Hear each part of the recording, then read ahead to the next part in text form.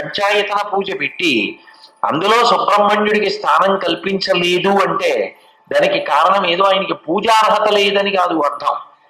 అసలు దీపము నీరాజనము ఈ రెండు సుబ్రహ్మణ్యారాధనమే. అంటే ఆయనే అగ్నిస్వరూపుడు. అగ్నిస్వరూపుడైనటువంటి సుబ్రహ్మణ్యుని యొక్క ఆరాధనయే ధర్మచక్రం తిరగడానికి కారణం.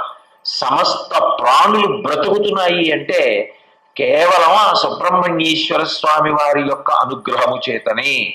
అందుకే ఫలమేదో దాని పూజ ఫలములకు కారణమైన వారి పూజ. దాన్నే స్కాంద పురాణం ప్రతిపాదిస్తుంది.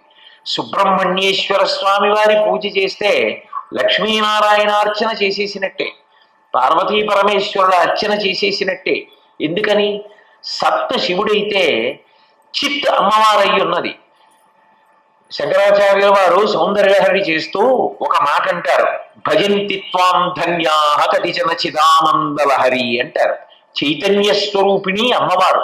మనం ఏదైనా తెలుసుకుంటున్నాం అంటే అది అమ్మవారి అనుగ్రహం. చిత్తు లేకుండా ఎలా తెలుసుకుంటారు? నేనేదో ఒకటో రెండో మాటలు తెలుసుకుంటే కదా మీతో మాట్లాడి చెప్పడం. నేను మాట్లాడింది మీరు తెలుసుకోగలిగితే కదా సభలో కూర్చోవడం.